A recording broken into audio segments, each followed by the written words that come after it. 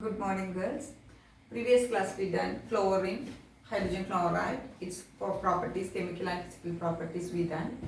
Today is about the oxo acids of halogens. We know oxo acids means they containing oxygen, hydrogen and halogens. Okay, so of oxo acids, of halogens. Oxygen and hydrogen will be there, along with what will be there, halogens will be there. So that is the oxo acids of halogens. Halogens, oxygen and hydrogens. Okay.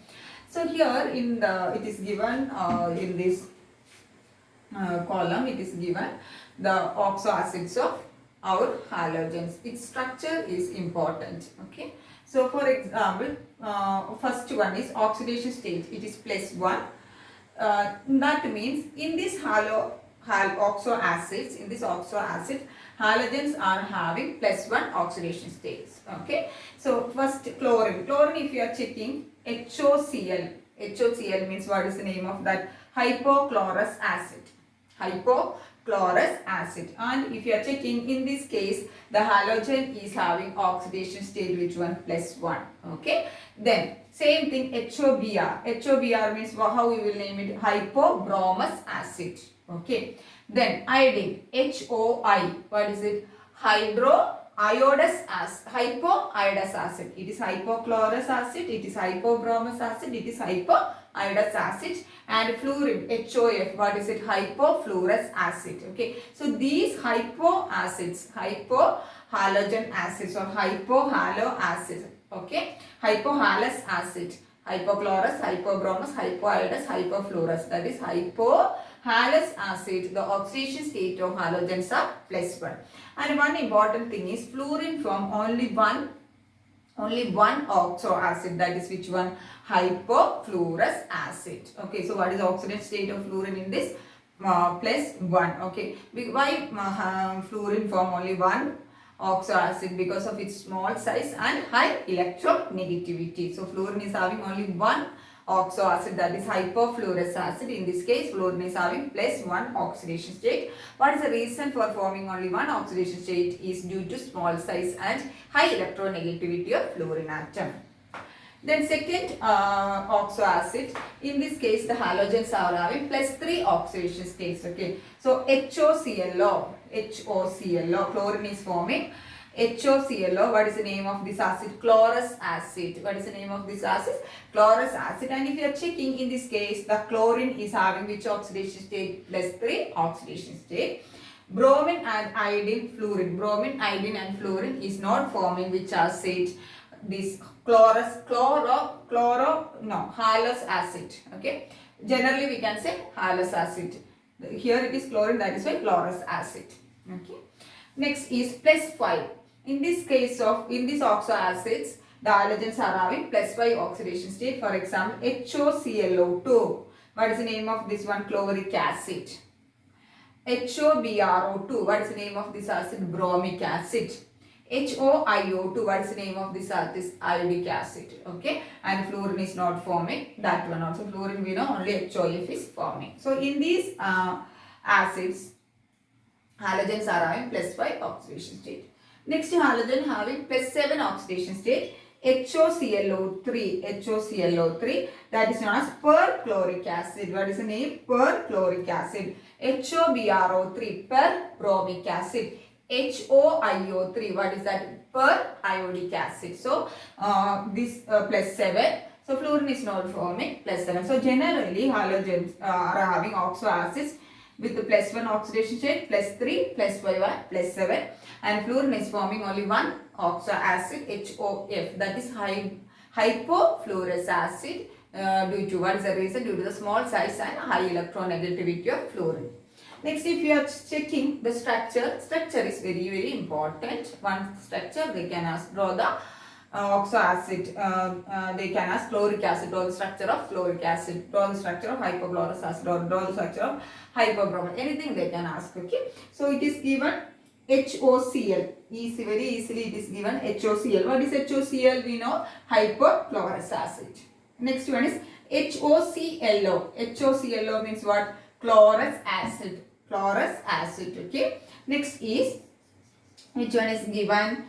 HOClO2. This is HOClO2. Okay. So what is the name of that chloric acid?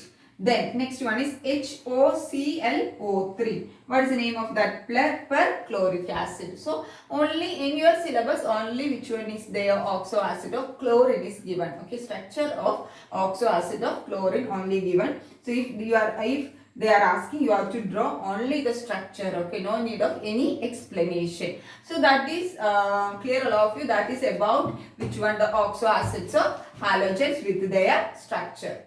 Next is interhalogen compounds. We know what are interhalogen compounds means. The word itself, it is there. Two halogens combined together to form the interhalogen compounds. Two different halogens combined together, we will get interhalogen compounds. Okay. So generally the interhalogen compounds are formed are XX dash type, then X dash 3, then X5 dash, X7 dash type. What is this XX dash means? X is the different. We know generally halogens we are representing using X. Okay. So here X is one halogen and X dash is the second halogen. For example, chlorine and fluorine react together. We will get what? ClF. Okay. So if you are writing this XX dash, the second halogen, the first halogen will be having larger atomic number, larger halogen or larger atomic number halogen. Then the second halogen will be smaller halogen. Okay, smaller halogen, and the first one will be larger halogen and the second one will be smaller halogen. That you have to note down. For example, ClF. ClF means it is type of XX dash. Here no number, no, only one X and one X dash. Okay, so ClF, here chlorine is larger than fluorine. So first halogen in interhalogen compounds, that will be larger than the second one. Okay, then XX3 type. XX3 type means you can write which one. For example, ICl3. Why it is? First halogen is which one? Larger than second halogen. Iodine is larger than chlorine, bigger than chlorine. Okay, so it is X3. Second halogen, that is X dash is 3. Okay, then if you are checking here, BRF5 is X5 dash type. Okay, means X dash means, why we wrote X and X dash to represent two different halogens. Halogens only, but two different halogens. Okay, so bromine is having higher atomic number than fluorine. So first halogen will be larger than the second one. Okay, then XX dash type. XX dash type means we can write IF7. Okay, so here you can see iodine is larger than fluorine. Okay, and the size ratio between the halogens are more, means the size ratio between first and second halogen is more, means the number of atoms will be more in that type of interhalogen compounds. Nothing is there. If you are checking, the size ratio between iodine and fluorine will be large, because fluorine is the first one and iodine is the last one. So the size ratio, the radius ratio between iodine and fluorine is large. So these type of halogens can form large number of interhalogen compounds.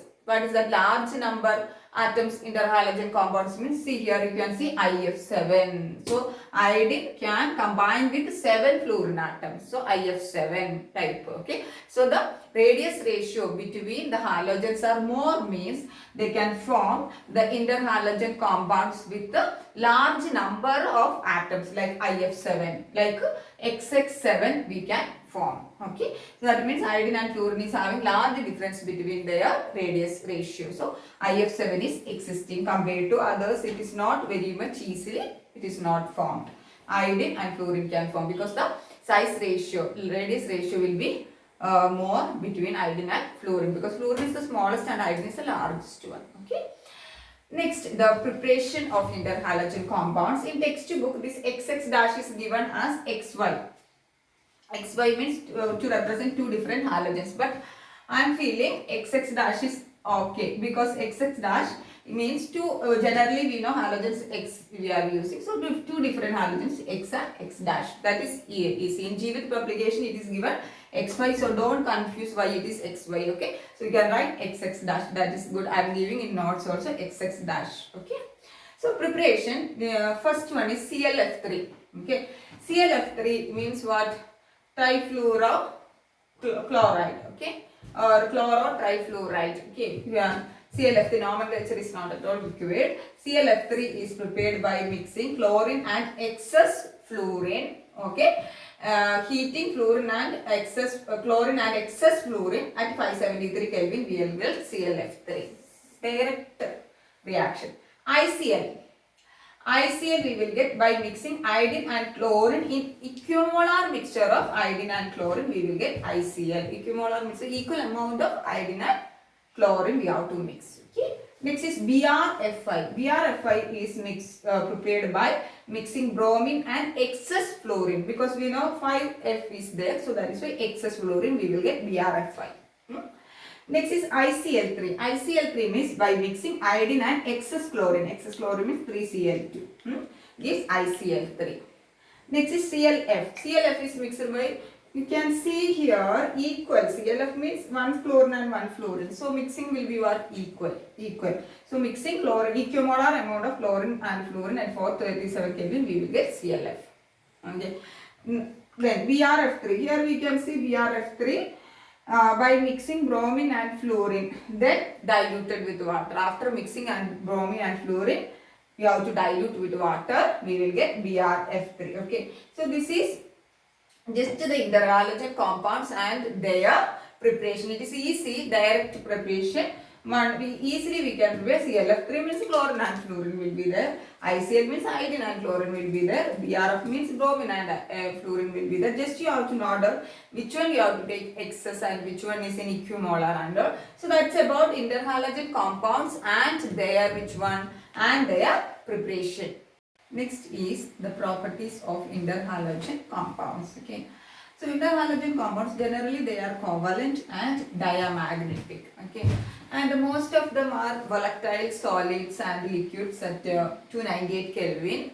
But ClF is a gas. Okay. And most of them are stable, and the least stable means most of them are stable. In that, least stable is between BrF and BrCl.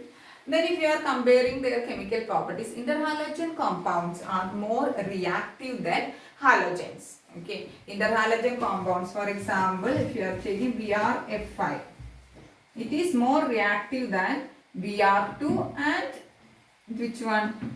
Fluorine we can consider. Fluorine is exceptional case. Fluorine is highly reactive in that group. Okay. So which one I can take?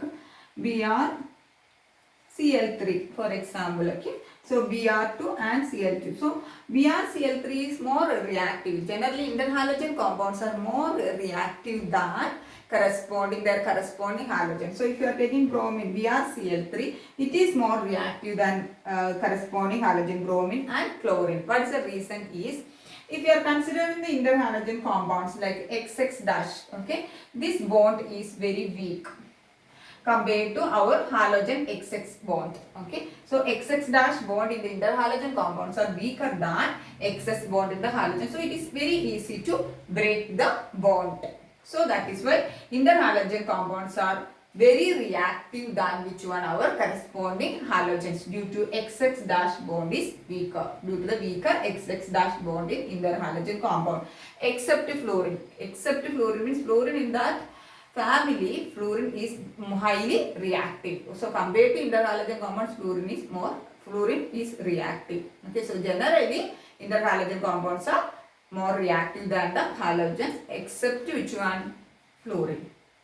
So interhalogen compounds dissolve in water or react with water, we will get an halide of smaller halogen. That means here XX dash is the interhalogen. Okay, right. For example, I will write ClF. Okay. Then with water we will get here HF. So F is the smaller halogen. Okay. So F is the smaller. Its ion means what? H plus and F minus if it is dissociating. Okay. So F minus. So we will get generally a halide of smaller halogen, and along with which one we will get hyperhalide. Okay. So generally interhalogen compounds dissolve in water, we will get a halide of smaller halogen and also a hyperhalide. halide, HOX. Okay. Then if you are moving to the structure of interhalogen compounds, only one is given in your syllabus, that is explanation for one is given, that is BrF3. It is which type? XX-3 type. Okay. So generally we know halogens are having how many valence electrons? 7 valence electrons. So here bromine also having 7 valence electron, and the structure is explained by VSEPR theory. You are remembering or not? Chemical bonding chapter, valence, shell, electron pair, repulsion theory. Okay, so the structure of interhalogen compounds is explained by valence, shell, electron pair, repulsion theory. So we know halogens are having 7 valence electrons. So here bromine also having how many valence electrons? 7 valence electrons. In that 7 valence electrons, 3 electrons, 1, 2, 3. 3 electrons are used for forming 3 bond with 3 fluorine atoms. Okay, so 3 electrons are formed bond with 3 fluorine atoms. So how many bonding pair of electrons are there? 3 bonding pair here. Okay, then in 7 out of 7, 3 used for bonding with the fluorine. Then 4 electrons are remaining as the lone pair here. 4 electrons are remaining as the lone pair. So 4, 5, 6, 7. So 7 electrons are gone. Okay. 3 electrons are used for formation of bonding with the fluorine atom, and 4 electrons are existing as the which one? Lone pair. So it is having, we will expect a trigonal bipyramidal structure. Okay, with these equatorial positions are, this is we will expect, okay, trigonal bipyramidal structure with these which one? These corners of this triangular pyramidal, the corners will be occupied by which one? The lone pair of electrons or the bond pair of electrons or the fluorine atoms. Okay, so it will have a, we will expect like trigonal bipyramidal structure with the corners of the trigonal pyramid is occupied by the which electrons? Bond pair of electrons. That means fluorine bond. Okay, and these equatorial positions are occupied by the lone pair of electrons. Okay, so due to the, to minimize which one? To minimize the repulsion. If that trigonal bipyramidal shape is there, means the repulsion between bond pair, lone pair will be minimized. Okay, so we will expect this BrF3 will have a trigonal bipyramidal shape with the corners of this pyramid, trigonal pyramid occupied by bond pair of electrons, that is fluorine atom you can see, and the equatorial position will be occupied by which one? Our lone pair. Okay, so due to the repulsion, to minimize that, okay, but repulsion will be there. So to minimize, due to the repulsion, what will happen? The shape is reduced to which one? Bent T shape. What is shape? Bent T shape. We know in ammonia one lone pair of electron is there. We will expect tetrahedral shape, but it is due to the presence of lone pair of electron, that structure is reduced. Here also, due to the presence of this lone pair of electron, trigonal bipyramidal shape is reduced to a bent T shape. You can see here. This is actually T shape means how it will be. It will be like that. Okay, but here it is. You can see here one. This bent. Here one bend is there. So bent T shape. So BrF3 is having which shape? Bent T shape. So the structure of interhalogen compounds is explained by VSEPR theories. For example, here it is given BrF3. Okay, so we know halogens are having 7 valence electrons. Out of 7 valence electrons, 3 electrons are used for the formation of bonding with the fluorine atom, and 4 electrons are there as the lone pair. So we will expect a trigonal bipyramidal shape with the corners of which one? The trigonal pyramid is occupied by the bond pair of electron, and which one? The equatorial positions will be occupied by the lone pair of electron. Okay, to minimize which one? To minimize the repulsion between bond pair and lone pair of electron. But due to the presence of the lone pair of electron, the shape is reduced. The structure is become which one? Bent T. Clear? So total 7 valence electron, 3 bond pair. This is here bond pair, 1, 2, 3. This is bond pair. Then 4 lone pair. Okay, so what is the structure of BrF3? It is some bent T shape. Okay, so that is physical property, general properties and physical properties, and which one? structure of interhalogen compounds. So clear all of you about the properties and structure of BRF3. Now you can see one table here. In this table it is given the physical properties and physical appearance and structure of some interhalogen compounds. No need of by hearting, just we will check. XX dash type CLF, it is a colorless gas. Structure is not yet found out. Okay. Then VRF, pale brown gas, same thing for structure. Then IF, it is detected spectroscopically. It is detected spectroscopically, but the physical state is not revealed yet. Okay, and the structure is also not there. Then VRCL, it is a gas. Okay. Then ICL, it is having two physical state, that is it is existing as solid. ICL is a solid. So one is in alpha form, another one is beta form. Alpha is having ruby red color and beta is having brown red. Okay, so ICL is a solid existing two form, alpha and beta. Alpha is having ruby red color and beta is having brown red. Same thing for the structure. Okay, then IBR, it is a black solid. Then if you are moving to XX3 X-3 type, example CLF3, it is a colorless gas and it is having bend shape. BRF3, it is a yellow green liquid, it is having its shape same bend shape. And IF3, it is a yellow powder, it is having its shape bend shape. Then ICL3, it is an orange solid and it is having which shape? Bent T shape. I explained you BRF3 structure, what was it? Bent T shape. It is not bent, it is bent T shape. Okay. So these 1, 2, 3, 4 are having which shape? Bent T shape. Then XX-5 type, it is example IF5, it is a colorless gas but it is solid below 773 Kelvin. Then BRF5, it is also which one? A colorless liquid. And CLF5 also which one? A colorless liquid. Okay. Then the shape is square pyramidal. For three compounds, it is which one? Same square pyramidal. Next is XX-7 type. Example one only there, IF7, and it is a colorless gas. It is having a pentagonal bipyramidal structure. Okay, so that is the generally the physical appearance and which one? Structure of some interhalogen compounds. So that is about today's topic, girls. Thank you, girls.